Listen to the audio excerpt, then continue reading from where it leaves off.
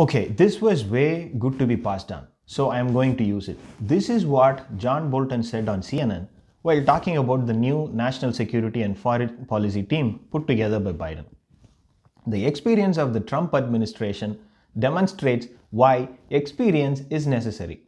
Trump appointees hit the ground stumbling, and it showed in their performance. Except for the Treasury Secretary, is there any high-level position that a single person held through the 4 years of Trump?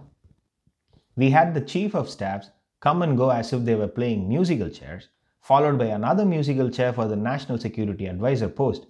I don't know if the Trump administration was the first one to have its National Security Advisor face potential jail time. Then we had 2 Secretaries of State, 2 UN ambassadors, 2 FBI directors, 3 Secretaries of Defense, and I can just keep going on for a while.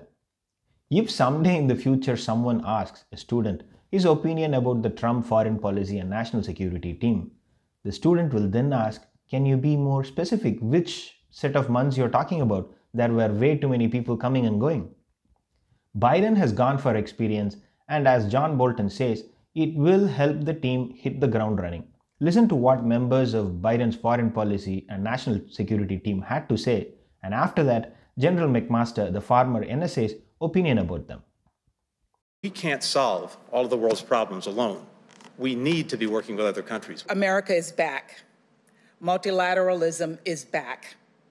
Diplomacy is back. The Department of Homeland Security has a noble mission to help keep us safe and to advance our proud history as a country of welcome. You value the perspective of the intelligence community, and that you will do so even when what I have to say may be inconvenient or difficult. Reimagining our national security for the unprecedented combination of crises we face at home and abroad. Threats to democracy, racial injustice. President Joe Biden will trust in God, and he will also trust in science. Who will ask tough questions, demand that we be guided by facts, and expect our team to speak the truth.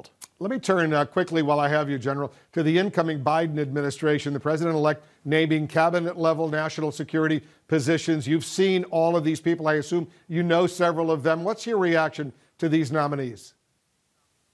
Well, these are long-serving professionals who I think are going to come in and obviously do their best for the country. And, we might have differences of opinion on policy, but I think this is a team that I hope will resist these twin temptations of either trying to turn the clock back to 2016 or do what I think several administrations have done in recent years, which is to define their foreign policy mainly as in opposition to the previous administration's policies. Because I think there are going to be elements of change, certainly, but I think there are going to be really critical elements of continuity. For example, I think the shift to a competitive approach to the Chinese Communist Party. It is indeed a bit refreshing to see some normalcy and decency.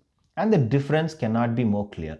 Mike Pompeo says that there will be a smooth transition to the Trump second term, and then tries to pass it on as a joke.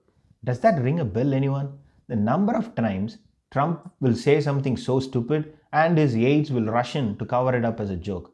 Like the time he said he asked his team to reduce testing to bring down COVID infection, and then the aides rushed to say it was all a joke.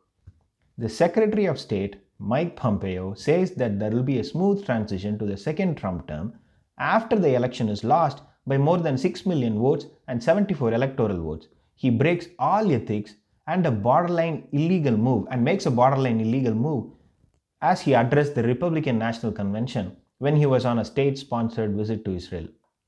We can certainly be sure that none of that will happen under the Biden administration, and it will indeed be boring. But never before in the history of the United States, boring has been more exciting. Thanks for watching. If you like the content, please subscribe to the channel.